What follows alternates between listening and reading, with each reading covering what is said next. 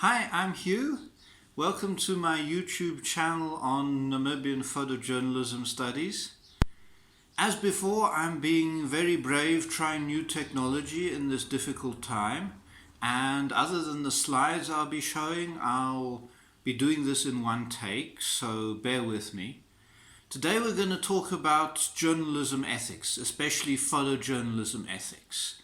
Now, in my last video I talked about law and the various kind of laws that can, if you like, impinge on the work of a photojournalist. So today we're going beyond laws, we're talking about ethics. The thing about laws is they spell out the barest minimum. They really spell out this is what you must do. Ideally they spell out the barest minimum. This is what you must do so as not to infringe on others' rights. This is what can actually be enforced by the police and the courts. Ethics goes beyond that. Ethics says, what can I do? What must I do? What must I not do to be a moral person, to be a moral practitioner, to be a practitioner who can actually sleep soundly in his or her bed at night. That's really what ethics is about. Also, laws are made by certain institutions and might in fact be unjust in some way, whereas in ethics we want to say things like, we want to ask questions like, are there some times when it's even just and moral to break the law if you have a bigger agenda, to break the law for protecting people's rights, for telling difficult and inconvenient truths that the public or the powers that be might not be ready to hear. So that's how ethics is different to law. One of the main concepts that I want you to take note of, if you don't get anything else out of a university journalism ethics course, you need to get this. The two principles. Number one, maximize truth. Number two, minimize harm. Really, those two principles are key. You want to maximize truth. You want to always be telling the truth as far as you know it. You'll always be wanting to expose things that the public needs to know, expose maybe things like wrongdoing, expose also best case scenarios so that people can learn to do things better. Really just the core mission of journalism is dedication to the truth, no matter how inconvenient. On the other hand, you have the second principle, which is minimize harm. You know, publishing can do a great deal of harm, whether that's, for example, small kids seeing very graphic pictures of violence, for example, or profanity. Also, say, for example, a relative of yours is harmed and you have to find out about it first and foremost from the media. That can cause a great deal of harm. The publishing of racism and sexism, as we discussed, without the appropriate qualifiers that we're exposing this to tell you that it's happening and that it's wrong, that can cause a great deal of harm, both to individuals and to society. So generally we want to keep those two principles in mind. Of course, there's some trade-off between them. For example, if you're covering a war situation or, say, a terrorist bombing, it may be that the public really needs to know about it. That the kind of, bodies torn up and that sort of thing, that's a truth that the public needs to know. And we don't need to sugarcoat that. In this whole coronavirus outbreak, there are terrible things going on. Some people who have the most virulent form of the disease are really dying quite horribly, gasping for breath in their last moments and that kind of thing. Those who get pneumonia and whatever, it's really taking its toll in some regions and in some countries. So that's a truth we have to tell. But we also have to think, what harm might we cause in our coverage? How are people going to feel about their sick relatives being portrayed in a certain way? If you take pictures of, which hasn't really happened yet, interestingly enough, and there are reasons for that, but if you take pictures of like the dead bodies that are piling up in some places because of coronavirus in some countries, how are the relatives, the friends of those people who've passed away gonna feel? There's harm. A couple of other pointers here. I am not one who believes in the whole story that media should be objective. Being objective, standing totally outside of a situation, of a story, is almost impossible. We all have certain beliefs that we bring to the story. We have certain cultural backgrounds, and also we have class and gender dynamics that we bring to the story. And often it's not good to pretend that we don't bring that. It's not good to hide those things, you know. If I'm reporting a story on race relations, I'll go there as, you know, a Namibian white male, a person who benefits a lot from the past dispensation, also a person whose family suffered a lot under that, and some of whom became refugees and political prisoners. I can't deny that that background affects me working on that story. But at the same time, while objectivity might not be achievable, one should aim for accuracy. One should aim to do things like double check facts with other sources. You know, ask around to make sure what you actually thought you saw is the correct interpretation of it. You know, look for multiple witnesses to an event, that kind of thing. Look for multiple perspectives on an event. And obviously for photography that means literally try and take pictures from different angles at different times in different places to illustrate the same story. So definitely also the story is about the people in the story, and you should respect their views. You shouldn't try and knowingly twist their views or twist their stories to suit your own agenda. So I'd say accuracy is possible. Beware of the term objectivity. Also, a key point is generally we want consent for publicizing people. You'll want my consent for putting me in a story or taking my photo. Sometimes that might not be possible, and sometimes it might be in the public interest to really publish this anyway. It's so important, everyone needs to know, okay, when Hugh Ellis was running away from a mob during a riot, you didn't get time to ask his name and where he was from and does he mind me taking this picture and publicizing it. But the very newsworthy nature of the event means that you need to publish the picture anyway, for example. There's also things like good taste. Good taste will depend on who you're writing for and who you're photographing for, who you're editing for. Really that varies from society to society and culture to culture and time to time. In some cultures and in some places, it may be regarded, if you take a picture of someone flipping the bird. I'm not going to flip the bird on YouTube because someone might report it, but you know what I mean. If someone flips the bird and you take a picture of it, in some traditional cultures that would be considered offensive to publish that picture. In other societies, people would be like, oh, whatever, people do that all the time. So bear in mind that tricky issue of good taste. All right, so to come to some case studies, the first case study, I'll put up a slide on this now, is one guy called Kevin Carter, a very famous image. I think we've all seen this image of the child with the vulture right behind her. This was, of course, taken in South Sudan in the 1993-1994 famine. It's a shocking image. I mean, it's very humiliating in lots of ways.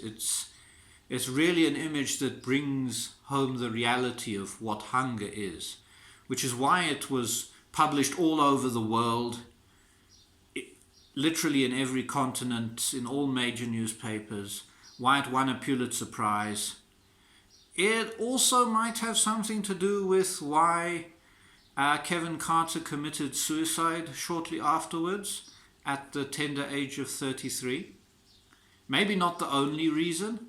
The fact is, as a photojournalist, he was documenting these kind of things and worse things going on in the South African townships towards the end of apartheid. So this was certainly not the only shocking image he saw. Of course, there are two questions here. One is, how far do you go to help the people you photograph? Do you chase the vulture away? Is that enough? Carter said that he did in some interviews. Some others he changed his story, so no one really knows. He kind of took exactly what happened to his grave, probably. But even if you chase the bird away, is that enough? Do you bring the child to some kind of feeding center? Do you try and find the children's parents or guardians? What if you're, as he was, on a kind of tour of the region and had to move on, which was organized by, I believe, the United Nations? He couldn't stick around. What do you do then? Maybe your intervention could actually make things worse. That's one thing. Also, what if you're seeing hundreds of children like this? You can't help them all. Except maybe, and even then it's a maybe, by taking the picture and bringing the world's attention to this situation. Some photographers have argued, look, the best thing you can do really is just make the public aware of this kind of thing. But it does raise that point. Obviously, also it raises questions of how do we portray the poor? How do we portray those who are suffering? How is Africa generally portrayed in both our own media and especially the world's media? Are we ever portrayed as anything other than a place of suffering and death and famine and war? Probably a bit more so now than we were back then in the 90s. But still, I think the dominant image, if you asked a Westerner what their image is of an African child, it would probably be the child in Kevin Carter's picture, as opposed to a child with a smart school bag going off to a Chopin secondary school, for example. So we have to think as photojournalists, how can we portray all the diverse, as photojournalists from Africa especially, how do we portray all the diverse stories and images of our continent? How do we fight against some of the mass media representations that only focus on images like Carter's image of the Sudanese child? How do we fight against that being the only image of our continent? Something to think about. Another case study I wanted to bring to your attention is Donna Ferrata. Some of you may have heard of her. I'm putting up a slide. This is the cover of a book she published. She started off controversially, or she started off taking what everyone thought would be an innocent assignment, doing a magazine feature on a couple in love. This couple had actually won some kind of a competition to be featured in the magazine. And then, of course, one night the husband starts hitting the wife, and this abuse goes on. And apparently she had at least a degree of consent from both parties to, incredibly, take pictures of the whole thing. She's become famous now for capturing the horrors of domestic violence, going to women's shelters, going along to going along with police who are tasked to intervene in these matters. And those photos have had a big effect, particularly in the West, for example, in the States. They've actually led to changing of laws to better protect survivors of domestic violence. They've raised a lot of awareness. There are ethical questions, though. What about, so to speak, the victims? What about the pictures, the people she takes pictures of? The one thing is, does she have consent? And does she have really informed consent? That's always been a question that's been raised. Did that first couple really know what they were getting into when they gave consent for their stories to be published in magazines and books?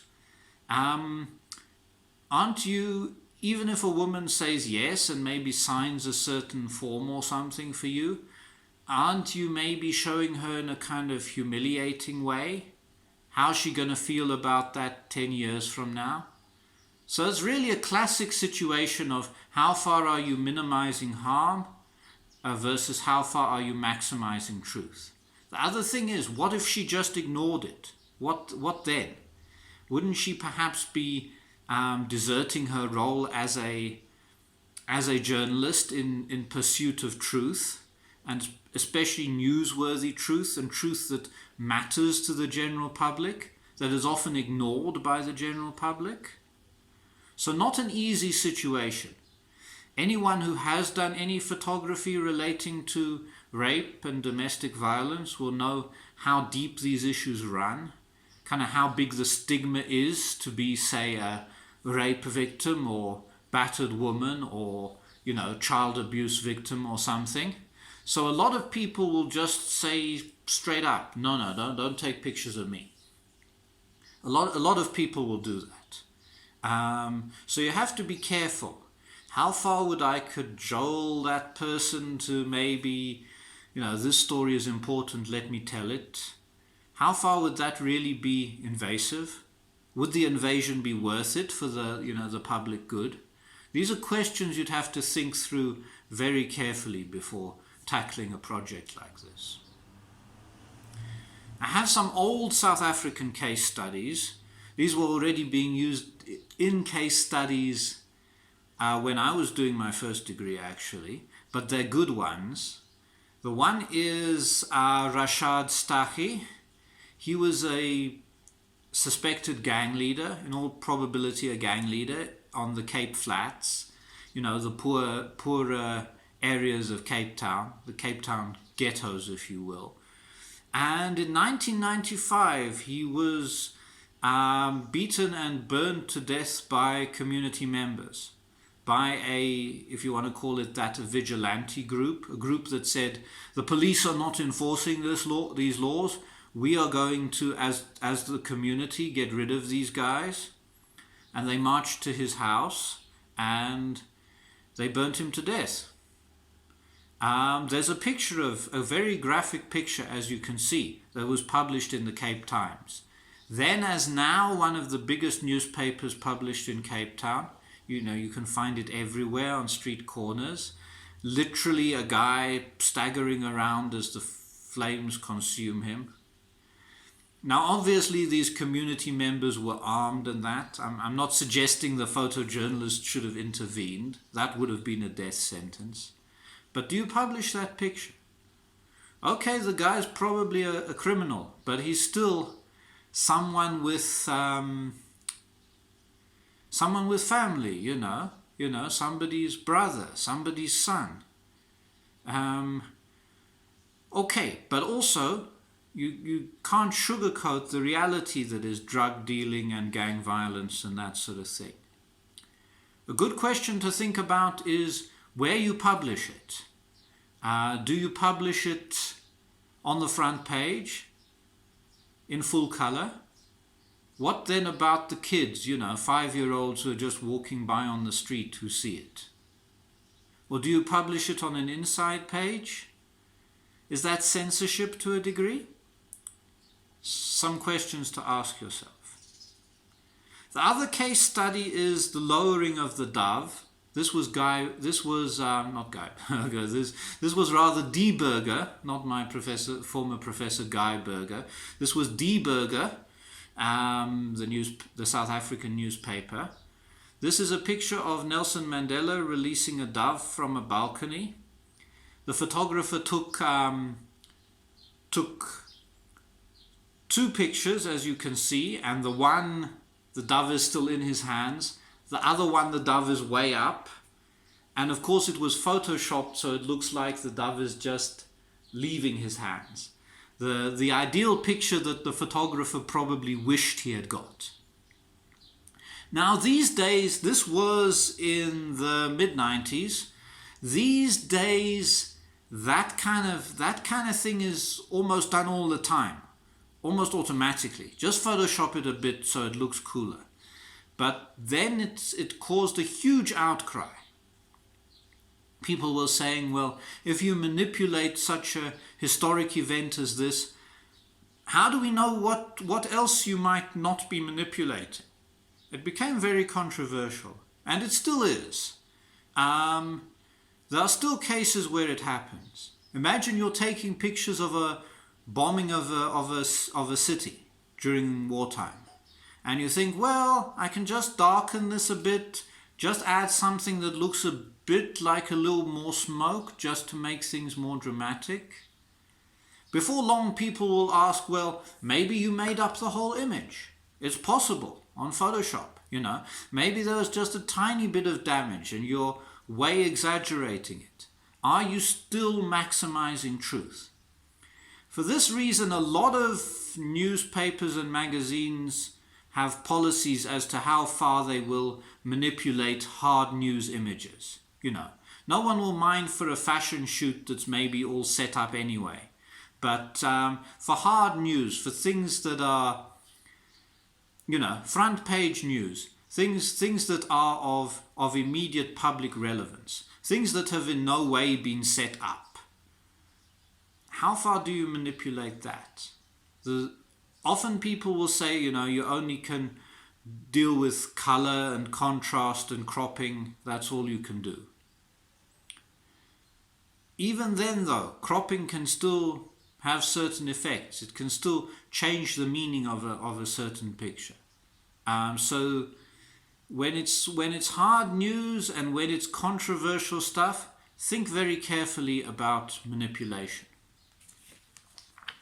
I wanted to speak briefly before I end about one more case study, and that's Frida Datipo. She was a so-called struggle kid, a person born in exile, and a protester, and a victim of police brutality, or at least negligence, it's fair to say. She was shot during a protest outside the SWAPO HQ. And her pictures of her dead body, were shared very quickly on social media. I'm sure some of you remember the case. It wasn't that long ago.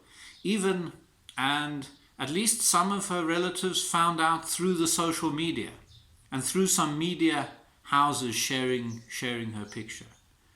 Now, generally, that's not something you'll want to do. You'll want to wait till at least her next of kin have been informed.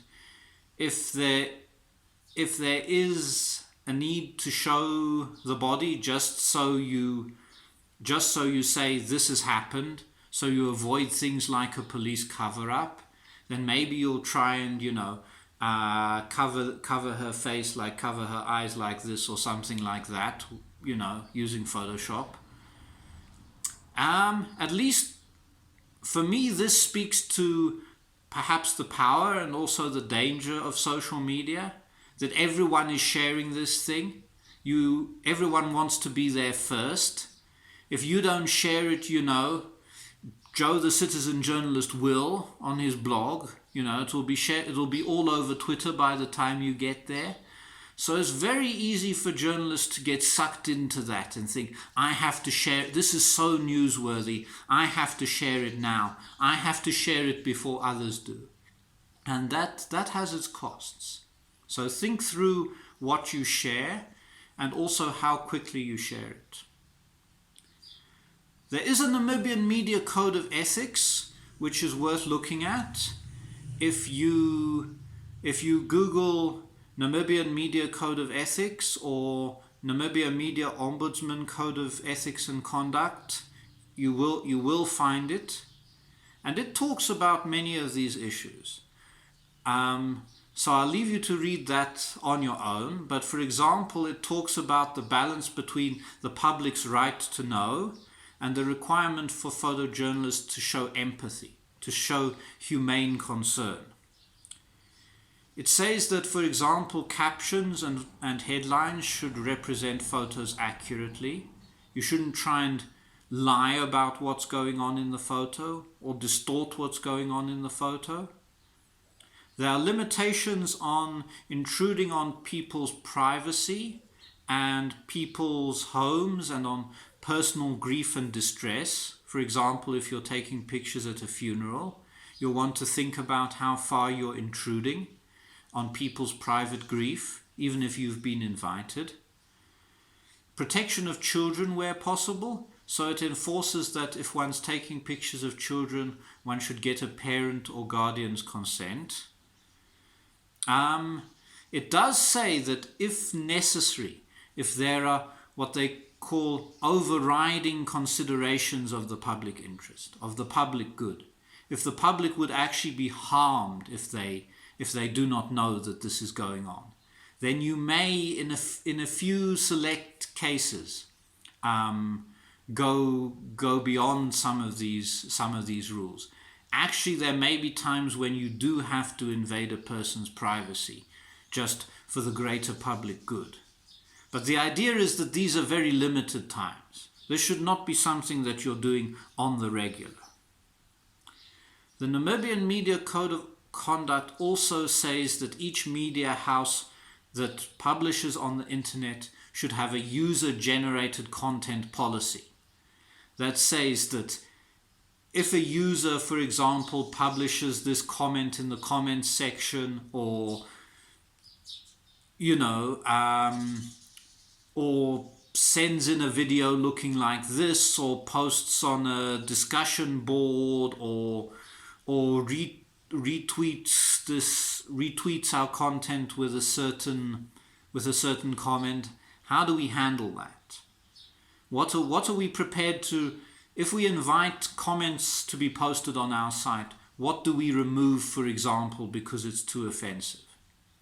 Exactly what limits you want to set, the Code of Conduct leaves that up to you. More or less entirely up to you. But you can at least say that, for example, racist content we will delete. Content that uses certain words, uses F-bombs, if you want to say, we'll delete that. Or maybe we won't. But the point is you have a policy and you try and apply it consistently. So for images, you might say pictures that appear to invade people's privacy or break the law, we'll take them down if they're posted on an internet site we support, something like that. The point is that you have a policy, that you're not just doing it how you like, and you apply it consistently. There are still grey areas in the Namibian Code of Conduct, as there are in a lot of ethical codes of conduct. One is Photoshop. Whole questions like around the lowering of the dove. How much do you Photoshop really? What is allowed, what is allowed, what isn't allowed? What is allowed for news? What is allowed for features? What are advertisers allowed to do with regard to images and Photoshopping? There's still the question of how far you help versus how far you take pictures, the old Kevin Carter dilemma. That's not really addressed. It's kind of left for photographers and journalists to think through these matters themselves. So on that note I end. Remember to be ethical. Remember to maximize truth when you're taking pictures. Remember as far as possible to minimize harm. And remember that while there are all these laws and codes of conduct, and that's all good, At the end of the day, there's no substitute for yourself and for your own brain, for your own thinking, for your own going through, is this right, is this wrong, what are the pros and cons of me doing this or doing that. At the end of the day, nothing substitutes for your own thinking. Okay, thanks for tuning in. Don't forget to, as they say, like and subscribe, and thank you very much.